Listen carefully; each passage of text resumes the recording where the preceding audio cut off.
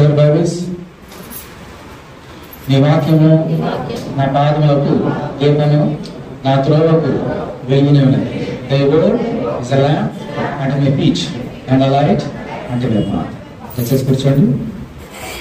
దేవుని అతి పరిశుద్ధమైన నామానికి మహిమ ఘనత ప్రభావం కలుగుగాక. ఈ వాక్యం ఉన్నాం. లూకాసు వార్త 15వ అధ్యాయం 17వ వచనం చదువుతున్నాం, గమనించండి. లూకా 15:17. అయితే బుద్ధి వచ్చినప్పుడు వాడు ఏం చేశాడమ్మా? నా తండ్రి వద్ద ఎంతో మంది కూలి వాండ్రకు అన్నము సమృద్ధిగా ఉన్నది, నేనైతే ఇక్కడ ఆకలికి చచ్చిపోతున్నాను. మరి తప్పుపోయిన కుమారుడు గురించి అని అంటాం, తప్పుపోయిన కుమారుడని. కానీ రెండవ కుమారుడు తండ్రి దగ్గర నుంచి దూరం వెళ్ళిపోయి వ్యాపారం వల్ల తండ్రి దగ్గర నుంచి ఆస్తిని పాడు చేసి వాడి కరువు వస్తే, ఆ దేశంలో కరువు వస్తే ఆ కరువును భరించలేక ఒక సంత చేరినప్పుడు అతడు పందులు మేపే అతను పంపిస్తే అతను ఆకలి కొని పందులు తినే పుట్టుతో తన కడుపు నింపుకొని ఆశపడ్డాడు. కానీ అతనికి ఎవరు ఏమేమి లేదు. ఇవన్నీ నేర్చుకున్నాం. ఓకే. అయితే 17వ వచనంలో చాలా శ్రేష్టమైన మాటలు అతని నోటి నుంచి వచ్చి బుద్ధి వచ్చిన తర్వాత. ఒక మనిషిని అతని నోటి నుంచి మంచి మాటలు ఎప్పుడు వస్తాయమ్మా? బుద్ధి కలిగినప్పుడే కదా, జ్ఞానం కలిగినప్పుడే కదా, దేవుని భయభక్తులు కలిగినప్పుడే కదా. అందుచేత ఆ బుద్ధి వచ్చినప్పుడు ఎంత చక్కని మాట పలికాడో చూడండి అక్కడ 17వ వచనంలో. అయితే బుద్ధి వచ్చిన వాడు నా తండ్రి దగ్గర ఎంతో మంది కూలి వాంటకు అన్నము సమృద్ధిగా ఉన్నది, నేనైతే ఇక్కడ ఆకలికి చచ్చిపోతున్నాను అంటున్నాడు. 2 మాటలు పలుకుతున్నాడు. నా తండ్రి ఇంట్లో ఎంతో సమృద్ధి ఉన్నది, ఇక్కడ నేనైతే ఆకలికి చచ్చిపోతున్నాను. సమృద్ధి, తండ్రి ఇంట్లో ఉన్నటువంటి సమృద్ధి ఏమిటో గత వారం నేర్చుకున్నాను. తండ్రి ఇంట్లో ఎన్ని సమృద్ధి అంటే ఏంటమ్మా? ఎన్ని సమృద్ధులు ఉన్నాయి తండ్రి ఇంట్లో? చెప్పండి, గుర్తుందా? ఆనంద ప్రవాహము దేవుని మందిరంలో. రెండవది జీవపు ఓట. మూడవది వెలుగు. నాలుగవది కృప. ఐదవది నీతి. మరి దేవుడు ఎంత మాట్లాడతాంటే మనం నేర్చుకోకుండా నేర్చుకోండి. మళ్ళీ చెప్పండి. దేవుని యొక్క మందిరంలో ఏమున్నాయి? దేవుని యొక్క తండ్రిలో ఆనంద ప్రవాహము, జీవపు ఓట, వెలుగు, కృప, తర్వాత నీతి. ఓకే, అన్ని ఉన్నాయి అక్కడ. వాటన్నిటి విడిచిపెట్టి నేను వచ్చేసానే అని బాధపడుతూ ఒక మాట అన్నాడు. ఏమన్నాడమ్మా? నేనైతే ఇక్కడ ఆకలికి చచ్చిపోతున్నాను. కాంట్రాస్ట్. తండ్రి ఇంట్లో సమృద్ధి ఉన్నది, లోపల ఏముందమ్మా? ఆకలి. తండ్రి ఇంట్లో సమృద్ధిలో ఉన్న 5 సంగతులు ఎలా ఉన్నాయో ఆకలిలో కూడా 5 సంగతులు ఉన్నవి. నీకు ఆకలి వేసినప్పుడు నీకు తెలియకుండా ఈ ఆకలి 5 కార్యాలు చేపిస్తే నీతోటి నాతోటి.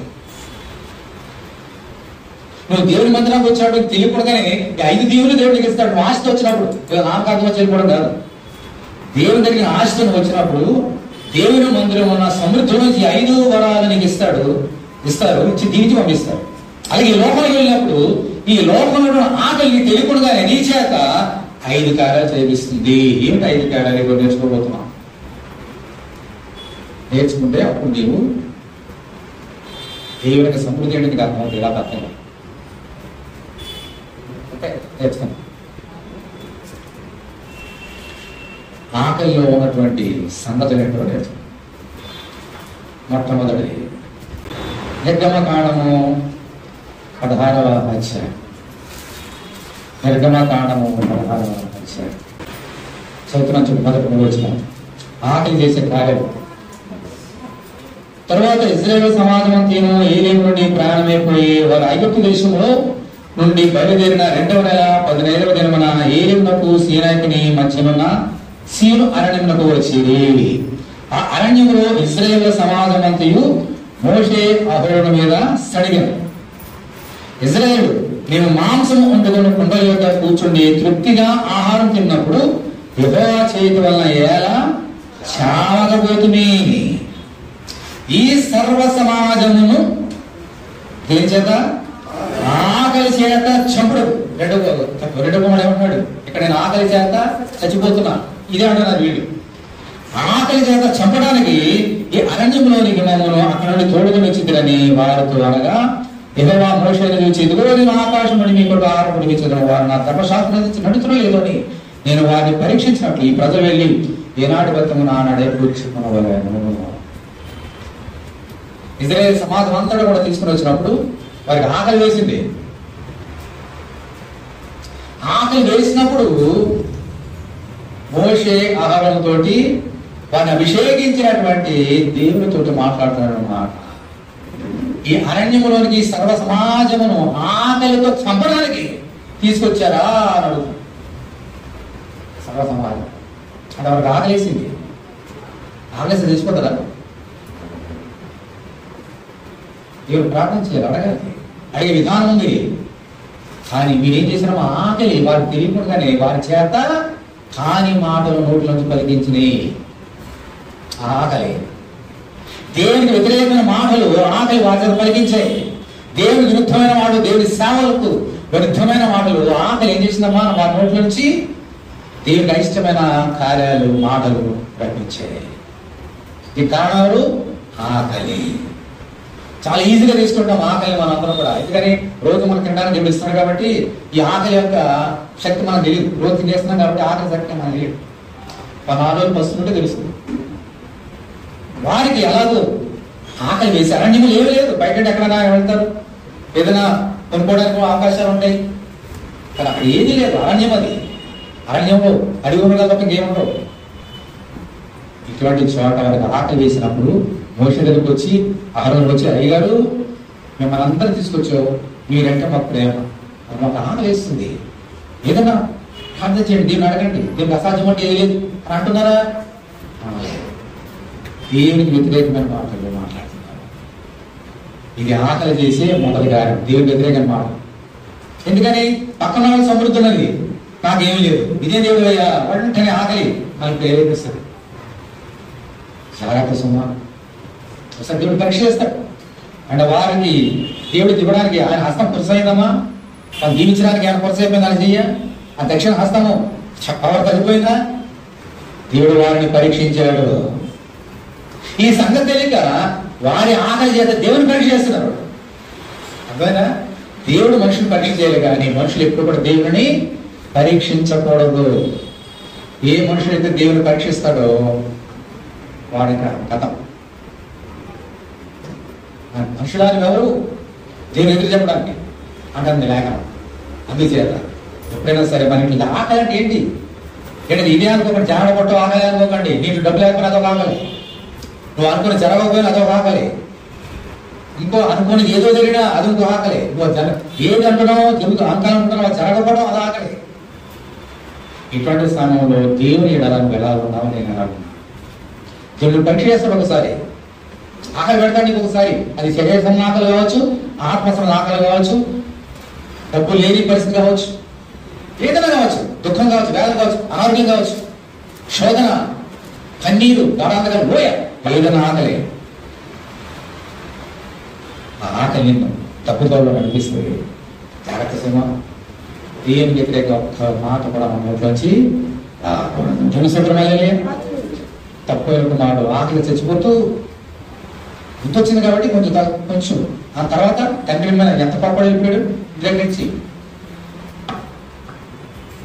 తర్వాత రెండవది యోబు గ్రంథము 5వ అధ్యాయం. యోబు గ్రంథము 5వ అధ్యాయం.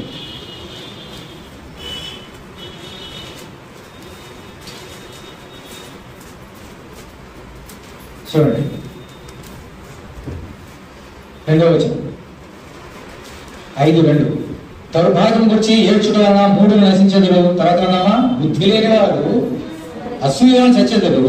మూఢుడు వేడుకనట నేను చూచి ఉన్నాను, ఆయనను తోడని అతని నివాస స్థలము శాపగ్రస్తమని కనుగొంటిని. తర్వాత 4వ వచనం చూడండి. అతని పిల్లలు సంరక్షణ దొరకక ఇందులో గుమ్మంలో నలిగిపోరు. ఎవరు బుద్ధి లేని వారికి అయితే వారిని విడిపించేవాడు ఎవడనో లేడు. 5వ వచనం చూడండి. ఆకలి గొలిన వారు అతని పంటను తినివేయుదురు, ముండ్ల చెట్ల నుండి వారు దానికి సుగంధులు, భూములు వారి ఆస్తి కొరకు కాచుకొనిచున్నవి. మనిషికి ఆకలి వేసినప్పుడు, బుద్ధి లేనప్పుడు ఏం చేస్తారంటమ్మా? పంటం తినడం కాదు, ఆకలి వేసినప్పుడు పంటం తినడం. కానీ కరువు వచ్చి ఆకలి వచ్చినప్పుడు ఆ ఆకలి ఏం చేస్తుందంటమ్మా? ఏముంది అక్కడ? పైకి వచ్చిందా? వంటలు కూడా తినేస్తారంట. ఎవరైనా ముందు తింటారా మనమ్మ? ఏమైనా గొంతు కట్టుకుంటే అది అసలు నిద్ర పట్టలేదు. కానీ ఆకలి ఏం చేస్తుందని తెలుసా? ముందు కూడా తినేటదంట. అందుకని ముండ్ల, పంట, అన్నమా, గోధుమల ఏం చూడు, ముందున్నా అది ఏంటో ఆలోచించాడంట. ముందు కూడా తినేస్తాడు. ఆకలి అంత పవర్ ఉంది. విచక్షణ జ్ఞానం కోల్పోతుంది ఆకలి. ఆ దేవుడు తినమన్నాడా వద్దన్నాడా? ఏం వద్దు. ఈ లోపల పురాణం విషయం పవిత్రమైన కొన్ని అపవిత్రలు ఉన్నాయి, కొన్ని తినమన్నాడు, కొన్ని తింటున్నాడు. కానీ ఆకలి వేసినప్పుడు ఏం పట్టించుకోడంట. ఆయన ఏమవుతాడో అని తినేస్తాడు. ముట్ల కంపలు తినేస్తే అపవిత్రమైన జంతువులు ఊరుకుంటారా? ఆ కప్పల్ని పాములను ఊరుకుంటారా? ఆకలి అంత భయంకరమైనది. నీకు ఆకలి వేసినప్పుడు దేవుడు పరీక్ష చేస్తాడు, నన్ను పరీక్ష చేస్తాడు. నా వాక్యాన్ని వింటున్నారా లేదా? లేదా నేను చెప్పకూడనివి తినేస్తున్నారా? చేయొద్దనివి చేస్తున్నారా? అన్ని బాగున్నప్పుడు మనం బాగా చేస్తాం. కానీ దేవుడు పరీక్ష పెట్టినప్పుడు తప్పుతాం. ఆకలి పెడతాడు. ఆకలి పెట్టినప్పుడు ఆకలి ఏం చేస్తాడు? మన చేత దేవుని వాక్యానికి వ్యతిరేకమైన కార్యాలు చేయడానికి మనల్ని ప్రేరేపిస్తుంది. అది ముళ్ళ కంపంలో కూడా తినేయచ్చు. ఎలా ఉన్నా మనందరం కూడా పరీక్ష చేసుకోవాలి. దేవుడు నన్ను పరీక్ష చేసినప్పుడు నేను దీని వాక్యానుసారంగా జీవిస్తున్నానా? నా మనసు నా శరీరం చెప్పినట్టు నేను వింటున్నానా? పరీక్ష చేసుకోవాలి. ఇది రెండో కారణం. మూడో కారణం ఆకలి మంచిగా ఏం చేయాలి? మూడో కారణం సామెతల గ్రంథము 27వ అధ్యాయం. సామెతలు 27.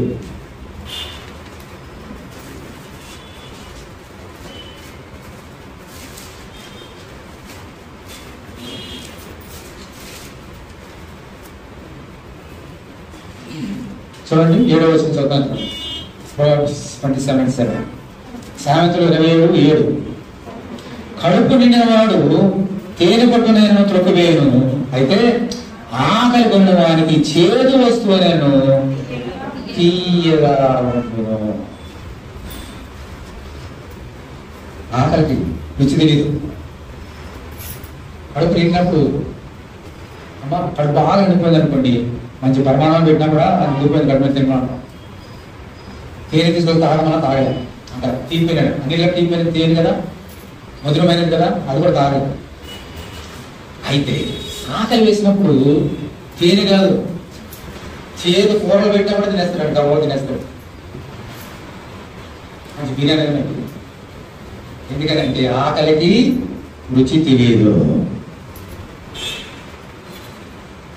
అందుకని మన అనేక మంది పేదవారు ఉంటారు, మనం ఏమి ఇచ్చినా తీసుకుంటారు పాపం. ఆ రుచిలో 4 రోజులు పాడేసి తీసుకొచ్చినా తింటారు పాపం, 10 రోజులైనా తింటారు పాపం. ఆకలికి రుచి తెలియదు.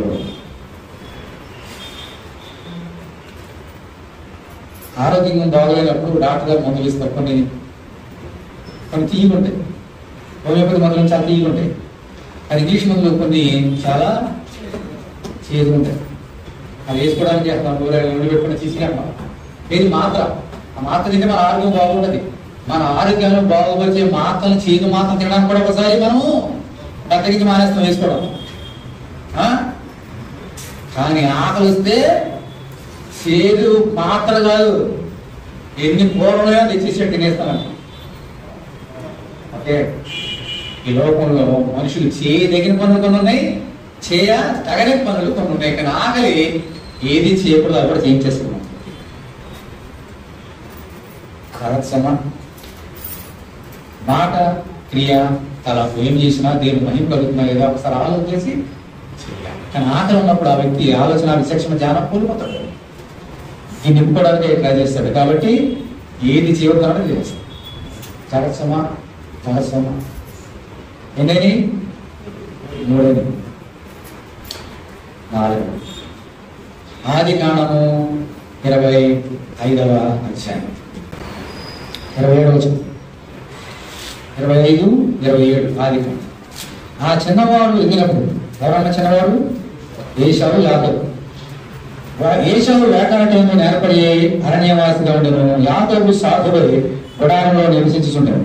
ఇస్సాకు ఏశావు తెచ్చిన వేట మాంసంలో తినుచుండెను కనుక అతన్ని ప్రేమించాడు. రెబ్కా యాకోబును ప్రేమించాడు. ఇప్పుడు చూడండి 29 నుంచి. ఒకనాడు యాకోబు కలగూర వంటకము వండుకొని చుండగా ఏశావు అలిసిన వాడే పొలముల నుండి వచ్చి, నేను అలసి ఉన్నాను, ఆ ఎర్రగా ఉన్న దానిలో కొంచెము దయచేసి నాకు పెట్టమని అడిగాను. అందుచేత అతని పేరు ఏదోము. ఏదో అంటే ఎర్రని. అందుకు యాకోబు, నీ జ్యేష్ఠత్వము నేను నాకు ఇమ్మని అడుగుగా ఏశావు, నేను చావబోచున్నాను కదా, జ్యేష్ఠత్వము నాకు ఎందుకను. యాకోబు, నేను నాతో ప్రమాణము చేయమను.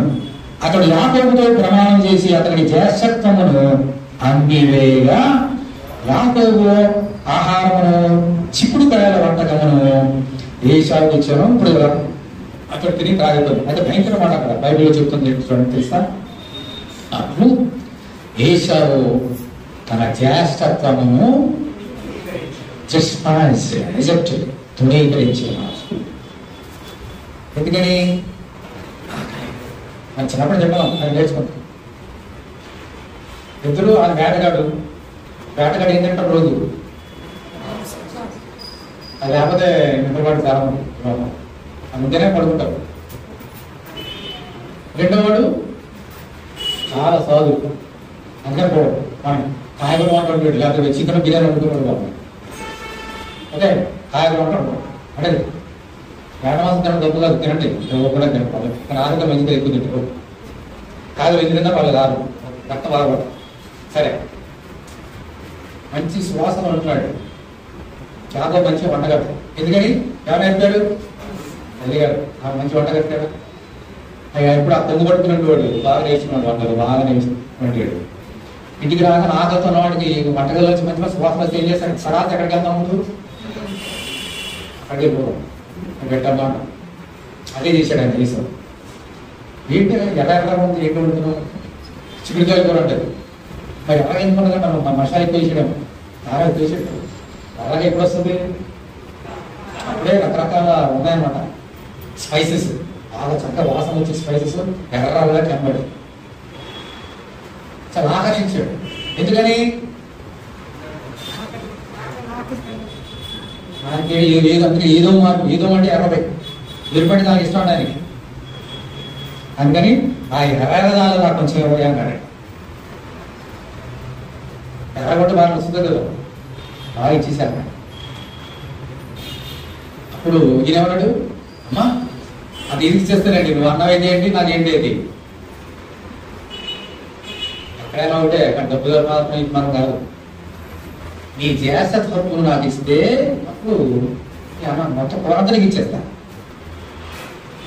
అప్పుడు ఏమన్నాడు ఆయన? నేను ఏమన్నాడు తక్కువ మళ్ళీ అంటున్నాడు. ఇందులో నేను ఆకలికి నేను చావబోతున్నా, చచ్చిపోతున్నాను అన్నాడు. ఏమన్నాడు? తక్కువ కూడా ఏమన్నాడమ్మా? నేను ఆకలికి ఇప్పుడు అదే అంటున్నాడు. ఆకలి కరువు వచ్చింది, మరి ఈరిగేం కరువు వచ్చింది? ఒక్క పూట అంతే, ఒక పూట చచ్చిపోతానమ్మా. ఒక పూట తిరుపతి ఎవరు చచ్చిపోతారా? ఇంకా నేను చచ్చిపోతాను అన్నాడు ఈయన. వేసావు చచ్చిపోతున్నాను అంటే చూడండి, కప్పాడు. ఎందుకు ఆ మాట అంటే రాయించి పెట్టాడు దేవుడు. జ్యేష్ఠత్వ హక్కు ఒక పక్కన ఉన్నది, ఆకలి ఒక పక్కన ఉన్నది. ఏం కోరుకున్నాడు ఆయన? ఆకలి తీర్చుకోవడం కోరుకున్నాడు, కానీ జ్యేష్ఠత్వం కోరుకోలేదు. అయితే ఈ ఆకలి తీర్చి వంటగా కాయగూరలు కానీ ఇంకా కానీ అదిగా కానీ ఎవరు తయారు చేస్తారు? ఇదంతా కూడా ఎవరిస్తారు మనకి? ఈ లోపము ఈ భూమిలో పండుగలు మనం అనుకుంటాం. కానీ జ్యేష్ఠత్వ హక్కుని ఈ లోకంలో ఎవరు మనకు, ఇంక్లూడింగ్ అవర్ పేరెంట్స్ ఎవరు అడుగుతారమ్మా? దేవుడిచ్చేది జ్యేష్ఠత్వ హక్కు. మన కడుపు నింపుకొని కాయగూరలు డబ్బులు పాడేస్తే దొరుకుతాయి, ఆ నూనె పెట్టి ఉల్లిపాయలు పాడేస్తే కూర అవుతుంది. కానీ జ్యేష్ఠత్వ హక్కు ఈ లోకంలో దేవుడి తప్ప ఎవరు. కానీ ఈ ఆకలి చూడండి ఎంత పని చేసిందో ఏసావు చేత. దేవుడు ఇచ్చినటువంటి జ్యేష్ఠత్వ హక్కును కూడా పక్కన పెడేసి అమ్మేశాడు. ఒక పూట హెబ్రీలాసమా ఒక పూట పూటి వరకు తన జ్యేష్ఠత్వ హక్కును అమ్మవేసిన ఏశావాడి భ్రష్టుడైనను వ్యభిచారులను వీళ్ళుండేమో జాగ్రత్తగా చూసుకొని రాబడింది లేఖనంలో. ఒక పూట కూటి కోసం చేస్తానే అమ్మేసాడు. జాగ్రత్త సినిమా. ఆకలి అంత పవర్ ఉంది. దేవుడి ఇచ్చిన ఆశీర్వాదం కూడా అమ్మివేసే అంత పవర్ ఉంది ఆకలిలో. మనం మోసం చేస్తే ఒకసారి ఆకలి ఇచ్చి దేవుడు మనకి ఇచ్చినటువంటి ఆశీర్వాదాలకు కూడా పక్కన ఎందుకమ్మా ఆకలి చచ్చిపోతున్నా అది ఉంటే నాకు ఏం లేదు తీసుకో అలా చేస్తుంది. ఆకలి ఏ సేవ చేత ఆకలి అలా చేయించింది. దేవుని దృష్టి ఏమైపోయడం ఇప్పుడు కష్టుడును ఇంకా ఇది చేస్తాడు వరకు నీ దేవుడు ఇచ్చినటువంటి కుటుంబాన్ని ఆయన జీవించాడు. ఇప్పుడు మనుషులు ఇంకా ఆలోచన ఎవరైనా నాకు గిఫ్ట్ ఇచ్చారు అనుకోండి, బర్త్డేకు ఒక గిఫ్ట్ ఇచ్చారు. ఓకే, అది ఎలా చూసుకుంటాం మనం? వాళ్ళు చూస్తుండగానే ఇచ్చారు కదా వెళ్ళిపోయాడు అనుకోని చెప్పి చాలా వాడేసాడు అనుకోండి. ఆయన ఇచ్చాడు అనుకుంటారు తనకు ఎలా ఉండదని అంత బాధేస్తాడు. తను ప్రేమించి ఎంతో కష్టపడి ఎక్కడితో తెచ్చి ఇస్తే ఎవరికి ఇచ్చిస్తున్నాడు? అందులో పడేస్తున్నాడు. ఎంత బాధపడ్డాడు. నీకోసం తెచ్చి నీకు వేరే వాళ్ళకి ఇస్తే ఎంత బాధపడతాడు.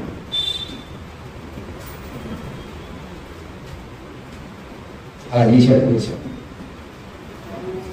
బాధపెట్టాడు దేవుడిని. దేవుడు ఎంత బాధపడ్డాడు. అయ్యో ఎంత ప్రేమించి నేను చేసిన ఇస్తే జానుడి పట్ట కోట కోసం అమ్మేశాడు. అంటే నాకు ఎవరు తొడిగించడం అయినా జాగ్రత్త సుమా.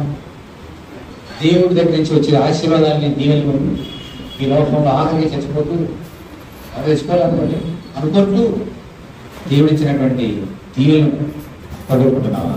అసలు జాగ్రత్త. ఐదవది ఆకలి చేసే కార్యం. ఐదవది భయంకరమైనది. ఐదవది 2వ రాజులు 6వ అధ్యాయం 6:24. 2వ రాజులు 6:24.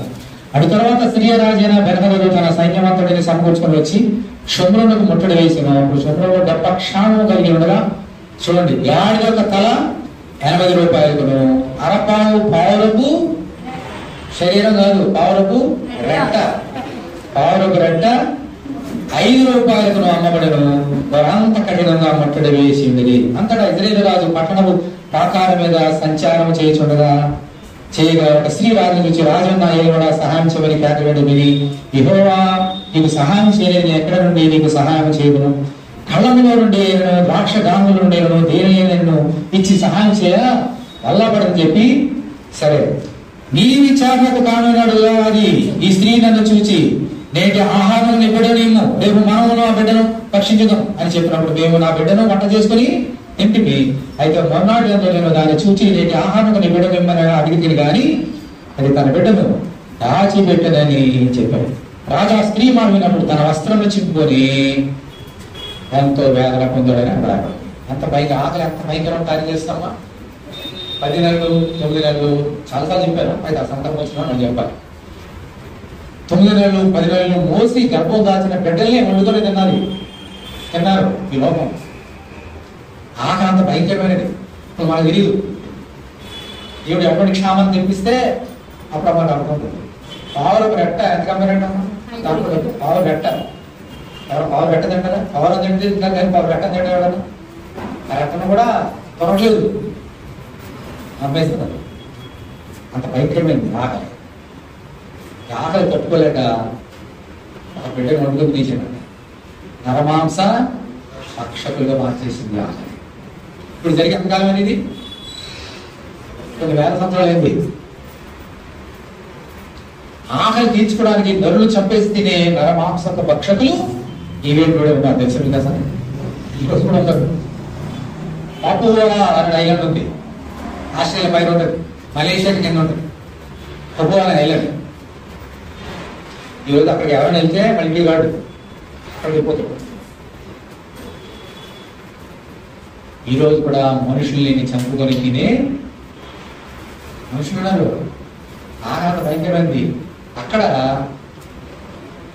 మనకి మేక మాంసం కాళ్ళు అమ్ముతారు, చేతులు అమ్ముతారు, ఏమవుతారు కదా, అక్కడ మనుషుల యొక్క చేతులు కాళ్ళు అమ్ముతాడు. ఈవెంట్ టుడే లోకమంత భయంకరమైనది, ఆకలి ఎంత శక్తివంతమైనది నా సోదరా. ఈవెన్ టుడే మనుషులు చంపుకొని తినేది జనాలలో ఆకలి తట్టుకోలేక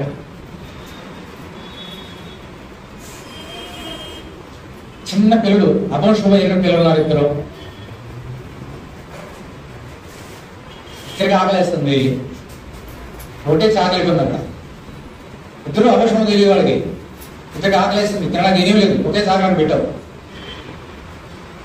ఇద్దరు అన్నదం లేదు. పెద్దడు ఆకలేస్తుంది తీసుకుని అంటాడా వదిలేస్తాడు. ఆడేమైతే నాకేంటో నేను కడుపు కూడా తీసుకుంటాను. మరి ఉద్యోగం ఊరుకుంటాడా? అప్పుడు ఇద్దరు ఏం చేసుకుంటారు ఇక్కడ? చిన్నోళ్ళు అయితే పెద్దోళ్ళు అయితే చంపుకుంటారు. ఈరోజు కూడా అదే జరుగుతుంది అసలు. ఆకలి అంత భయంకరమైనది. నీకు తెలియకుండానే నిన్ను దేవుడికి దూరం చేసేది ఆకలి. అది ప్రభు మాట చెప్తున్నాడు. మనుషుడు నోటి మాటలు కాదు కానీ దేవుడి నోటితో ప్రతి మాట. ఈ రొట్టె, ఈ యొక్క ఆహారము నీ కడుపు నింపుకొని ఈ యొక్క శరీర ఆహారం అంటే కాదు, నా నోట నుంచి ప్రతి మాట వల్ల జీవించిన దేవుడు చెప్పాడు. దీని సోదరం అదే జీవాహారము. అందుచేత ఈ శరీర సంబంధమైన వాటిని పడిపోయి ఏమి దూరం అయిపోతున్నామా? తప్పుపోయిన కుమారుడు లేదా రెండవ కుమారుడు చేసిన మిస్టేక్ అదే. తండ్రికి ఉన్న సమృద్ధిని విడిచిపెట్టి ఈ లోకంలో ఆకలికి తెలియకుండా వెళ్ళిపోయాడు. రంగురంగుల కళను చూసి రంగురంగుల కళలు చూపి లేని పోనీ భ్రమలు రేటి తండ్రి నుండి వేరు చేసిన మోసకారి లోకమా సెలవు నీకి నేటితో. లోకంలో రంగురంగుల కళలు, దూరపు కొండలు చాలా అందంగా అనిపిస్తాయి, తొలిట కూర చాలా తీయగా అనిపిస్తుంది. తింటే తెలుస్తుంది, దగ్గరికి వెళ్తే తెలుస్తుంది. ఈ రెండవ కుమారుడు అనుకున్నాడు పాపం తండ్రి ఇంట్లో ఉన్న సమృద్ధిని, మళ్ళీ చెప్తున్న సమృద్ధి ఏమిటమ్మా? ఆనంద ప్రవాహం. సమృద్ధి అంటే తండ్రి ఇంట్లో. రెండవది జీవజాలపు ఓట, మూడవది వెలుగు, నాలుగవది దేవుని కృప, ఐదవది నీతి. వీటన్నీ విడిచిపెట్టేసి ఎక్కడ వెళ్ళిపోయాడు? లోకానికి వెళ్ళిపోయాడు. ఆకలి మనుషులు ఇచ్చారు భయంకరమైన తప్పులు, ఏ వ్యతిరేక కార్యం చూపిస్తుంది. ఏం చేయడం కన్నా ఆకలి వెను అది చేదు వస్తువులైనా తీగి ఉంటాయి, మొదల కంపలైనా హాయిగా ఉంటాయి. మనిషి కనబడినా మనిషిగా కూడా రుచికరంగా అనిపిస్తాడు. ఏమి చేయడానికన్నా దేవునికి అపవిత్రమైన కార్యాలను చేయడానికి ప్రేరేపించేది ఈ పక్కవాడు కాదు, ఈ పక్కన సోదరి కాదు, సైతాను కాదు, నీ ఆకలే. ఈ లోకంలో రెండు ఆకలి ఉంటాయి మనిషికి. ఒకటి శరీర సంబంధమైన ఆకలి, రెండవది ఆత్మ సంబంధమైన ఆకలి. ఏది గొప్పది? శరీర సంబంధ ఆకలి నిన్ను దేవునికి దూరం చేస్తుంది. ఆత్మ సంబంధ ఆకలి దేవుడు నిన్ను దేవుడి దగ్గరికి నీ ఆకలి అలా ఉంది. ఈరోజు పరిశీలించుకో. ఈ లోపల తప్పు చేయడం ఎవరున్నారా? ఎవరు తప్పు చేసేవాడు. కానీ తప్పు మనకి ఏమొచ్చింది? ఇప్పుడు శుద్ధి వచ్చింది. మనం ఇప్పుడు ఏం చేయాలమ్మా? తప్పు తెలుసుకుని మనం ఎక్కడ రావాలి? దేవుని స్తోత్రం మారాలి. సరే అనుకున్నాడు, ఇక్కడ ఆకలి చచ్చిపోతున్నా. మా తండ్రి ఏంట కూలివాండ కూడా సమృద్ధిగా ఉన్నది. చూద్దాం. తండ్రి ఇంటికి వస్తే లోకం రుచి చూసావు, అయిపోయింది. బాబాయ్ అన్నాం, వచ్చేసావు, నేను వచ్చేసా, తండ్రి ఇంటికి వచ్చేసాం. ఇక్కడ సముద్రంలో నుంచి దేవుడిని ఎలా దీవిస్తాడు ఇప్పుడు చూద్దాం. హల్లెలూయా. ఈ సముద్రంలో దేవుడిని ఎలా దీవిస్తాడు?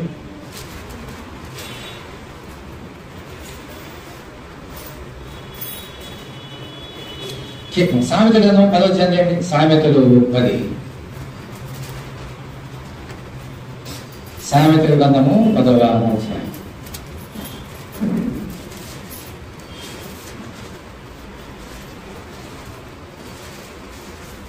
సామెతలు 10వ అధ్యాయం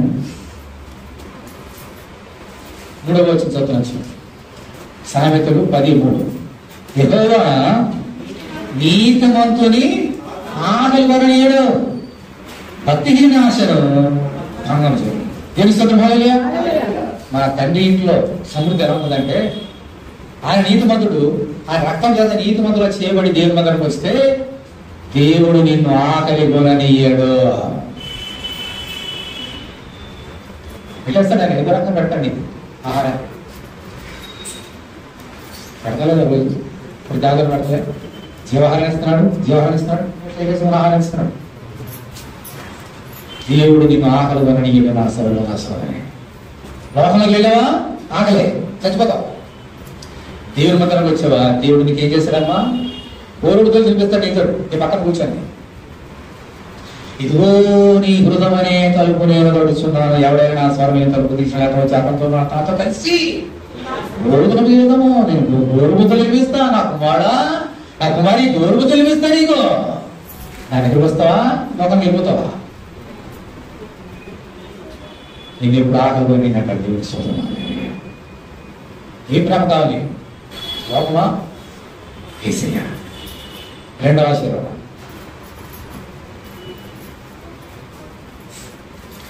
యోబు గ్రంథము 38వ అధ్యాయం. యోబు గ్రంథం 38 40వ వచనం. 40 యోబు గ్రంథము 38:40. సింహము పిల్లలు తమ తమ గుహలలో పండుకున్నప్పుడు, తమ గుహలో పంచున్నప్పుడు నీవు వాటికి ఆకలి తీర్చడువా? దేవుడు అడుగుతున్నాడు మనుషుల్ని పరీక్షణ. సింహపిల్లలు తమ తమ గుహల్లో పడుకున్నప్పుడు, తమ గుహల్లో పొంచి ఉంటున్నప్పుడు నీవు వాటి ఆకలి తీర్చడువా?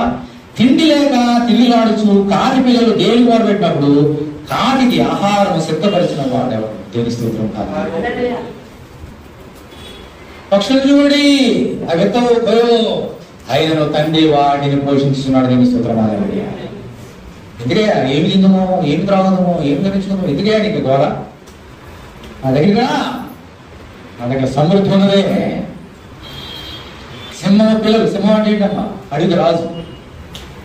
అది మాట ఇచ్చిందంటే అది వేటాడిందంటే పట్టుకొని వదిలిపెట్టదు. అటువంటి సింహం కూడా ఆగలేస్తే ఒకసారి గుహలో ఉండి వాళ్ళు ఆహారం పెడుతున్నారంటమ్మా, పెడుతున్నారు. ఏమి కాకి పిల్లలు నడుస్తాయంట, చిన్న కాకి పిల్లలు, కాకి పిల్లలు కావాలంటే మనం కావు కావాలనుకుంటాం, కానీ నీకు కావు కావు. కానీ దేవునికి దేవా ఆకలిస్తున్నాయన అరుస్తాయి అంటవి. అది దిగా నాకు దేవుని చూపిస్తాయి. అప్పుడు ఆయన ఆ తల్లి ప్రేమ వేసిన కాకులు ఏం తీసుకొని పెడతారు. కాకులు వెళ్తుంది, అటు వెళ్తుంది, దేవుని దేవుడు చూపిస్తారు. పురుగో అది తీసుకొని పెడతారు పిల్లలకి. ఎవరు పోషిస్తున్నారు మా కాకి పిల్లల్ని, సింహ పిల్లల్ని? నిన్ను పోషించలేడా? నిన్ను పోషించడా? నిన్ను దీవించడా? ఎందుకు లోకానికి వెళ్తారు? దేవుని దగ్గర ఎంతో సమృద్ధి ఉన్నది. దేవుడు నిన్ను ఆకలికొననీయడు. సింహ పిల్లలకు అన్నం పెట్టే దేవుడు కాకి పిల్లలు అన్నం పెట్టాడు. నీకు పెడతాడు, నాకు పెడతాడు. ఎందుకంటే అది కాకి పిల్లలు, మనం దేవుడి పిల్లలు. కాకి పిల్లలకే దేవుడు పెడితే దేవుడి పిల్లలు మనం పెడతా. మూడు ఆశీర్వాదం. కీర్తనలు 104వ అధ్యాయం. కీర్తనలు 104.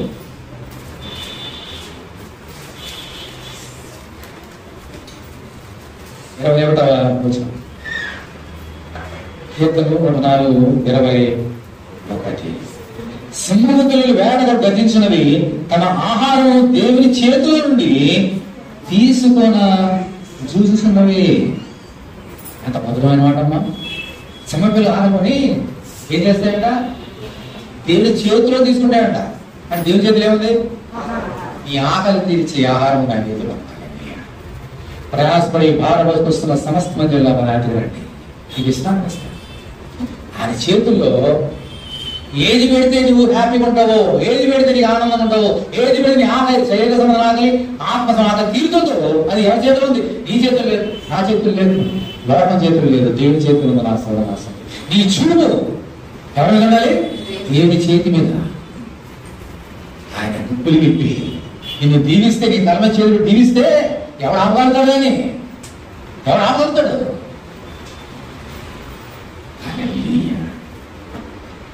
నువ్వు చూడవలసింది మనుషులే చూడక, లోకం చూడక, డబ్బు వైపు చూడక, ఇంకొకరు చూడొద్దు, దేవుని చేతి చూడదు. ఆ జ్ఞానం ఎవరికి ఇచ్చారు? మా సింహ పిల్లలకి. దేవుని చేతిలో నాకు ఆహారం ఉంది అని తీసుకుంటాడ చేతులు పెట్టి.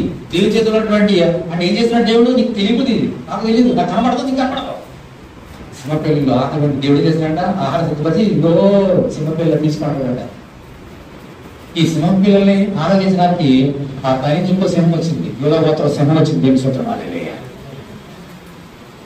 ఆయన యోధా గోత్ర సింహం. ఆ సింహము సింహం పిల్లగా అన్నం పెడుతుంది.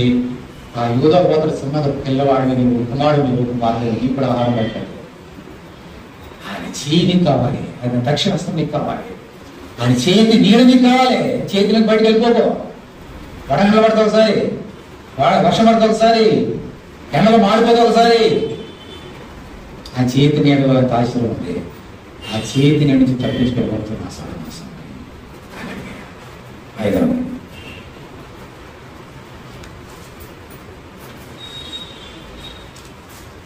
ప్రకటన గ్రంథము 7వ అధ్యాయం. అందరు తీసుకురమ్మా. జరగబోతున్న సంగతులు పల్లవ రాజ్యంలో ఏమున్నాయో చూపిస్తున్నాడు, వినండి. 7:9 రెవల్యూషన్. అటు తర్వాత నేను చూడగా ఇదిగో ప్రతి జనము నుండి, ప్రతి వంశము నుండి, ప్రతి ప్రజల నుండి, ఆయా భాషల మాట్లాడేవారి నుండి వచ్చి ఎవరు లెక్కింపదాన్ని ఒక గొప్ప సమూహం కనబడను.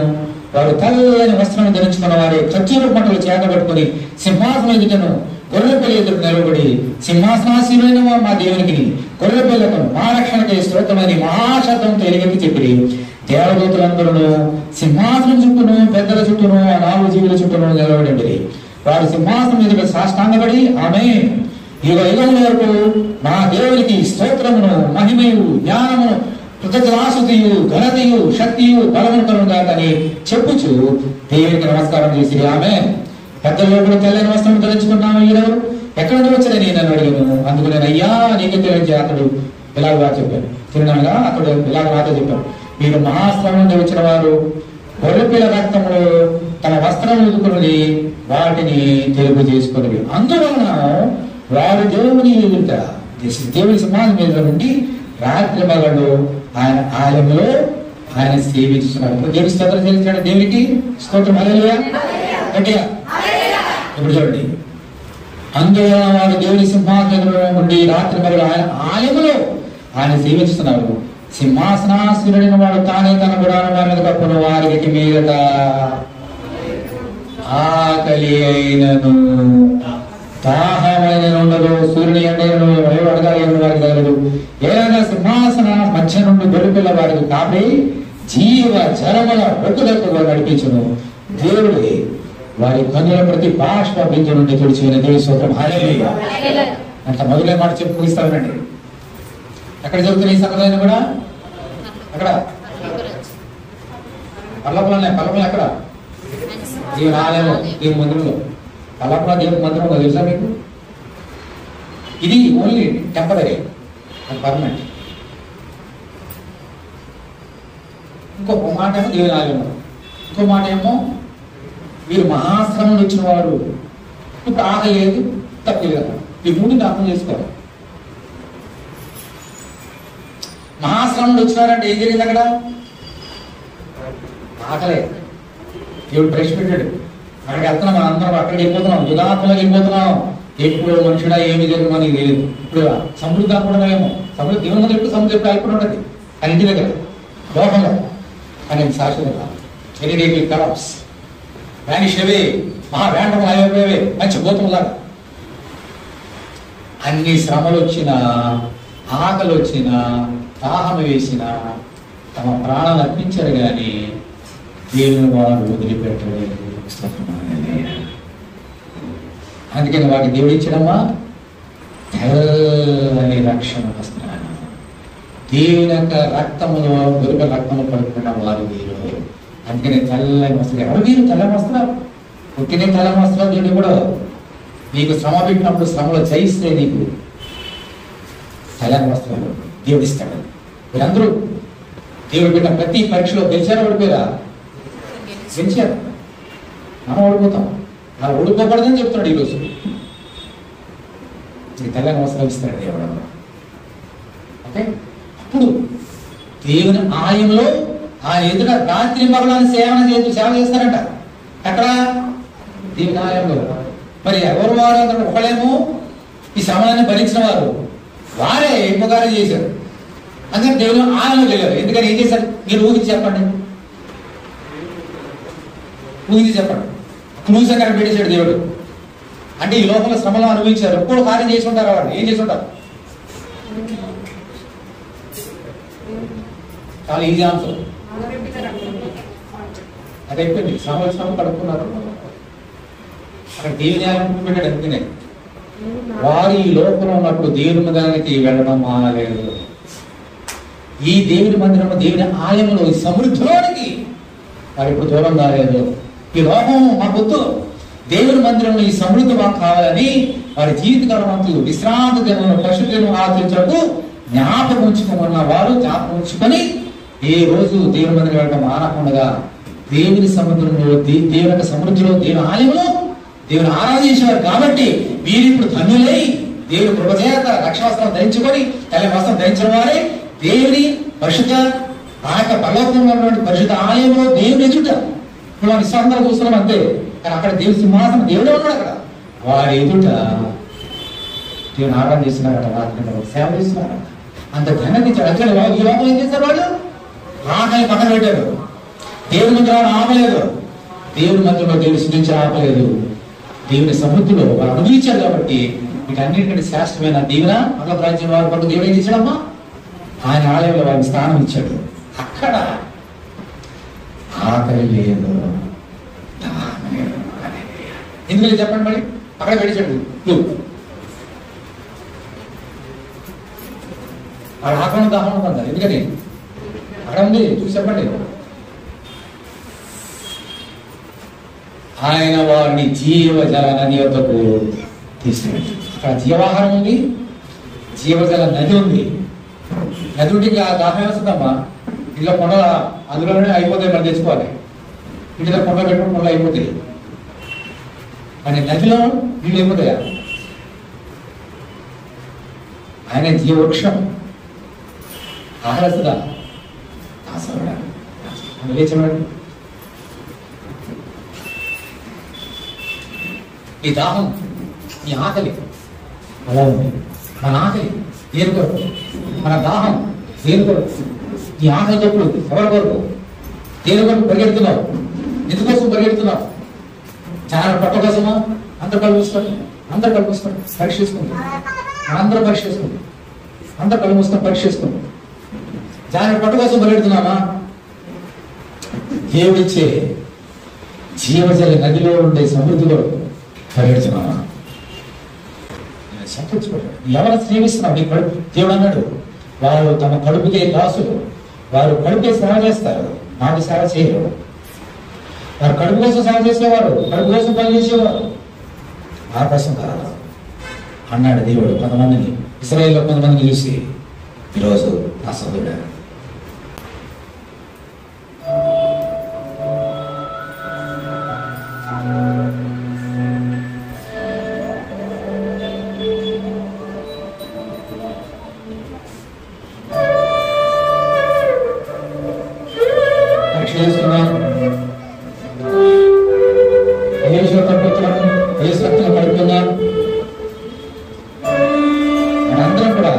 సత్యాన్ని గ్రహించాం కాబట్టి మన దేవుని దగ్గర వచ్చాం.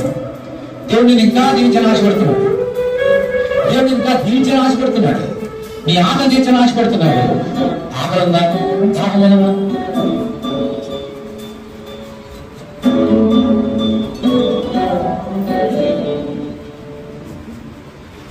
నీ సేవలో నన్ను తరించని, నీ ప్రేమలో నన్ను జీవించని,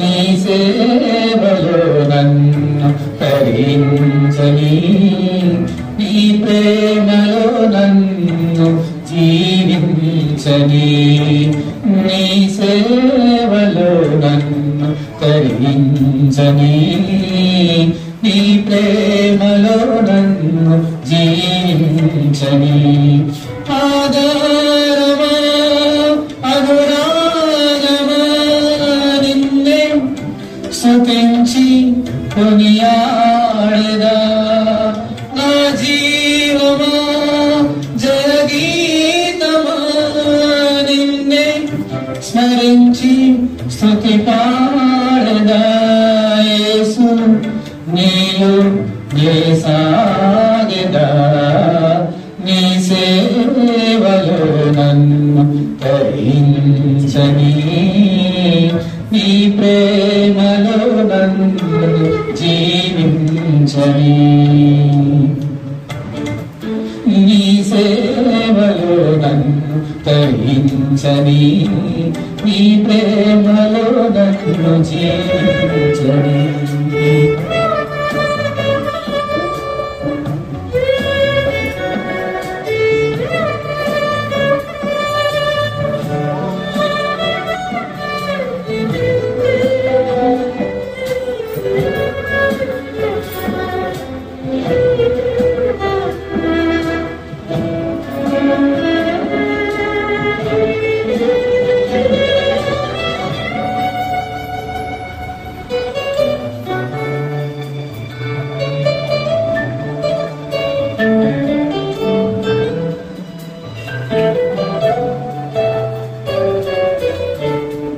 జీవితాన సోలిపోయా చేరదీసి దయ చూపవా బోరుగాలి సాగరానా చీచాపి దరి చేర్చవా వేచి ఉన్నానే ఆశతో బలము నీపు నీ ఆత్మతో ఏకమై నా తోడుగా భయము లేదు నీవుండగా ఎదలో భారం మోసినావు ఎంత ప్రేమనా యేసయ్యా నీ సేవలో నన్ను తరించని నీ ప్రేమలో నన్ను జీవించని నీ సేవలో నన్ను తరించని నీ ప్రేమలో నన్ను జీవించని. దేవానికి వందనాలండి. నీకు దాసులుగా మీ సేవ చేయాలని మాకు ఆశ. మా కడుపుకు దాసులం కావాలి, ఈ లోకానికి దాసులం కావాలి, మనుషులకు దాసులం కాకూడదు, డబ్బుకి దాసులం కాకూడదు. నాయన నీవే మా యజమానుడివి, మా నీతిమంతుడివి. నీకోసం ఎదురు చూస్తున్నా ప్రభు, వేచుంటున్నా ప్రభు. నా ఆకలి తీర్చు, నా ఆశ తీర్చవు, ఆకలి తప్పులు తీర్చు తండ్రి. అది నువ్వు మాత్రమే చేయగల. నీ చేతిలో సమృద్ధి, ఈ మందిరంలో సమృద్ధి. నన్ను దీవించు, ఆశీర్వదించు. నీ బిడ్డలు ఎంతో ఆసక్తితో ప్రతి వారం వస్తున్నారు తండ్రి. బిడ్డలు దీవించినారా? వారికి ఎంతో ఆసక్తితో నీ దీవులు పొందుకోవాలని వస్తున్నారు మందిరానికి. వారి ఆకలి తప్పులు తీర్చు, వారి బిడ్డలు దీవించు, వారి బిడ్డలు కుమారులు దీవించు, భర్తల నుంచి భార్య నుంచి తల్లులను రక్త శ్రమలను దీవించినారా?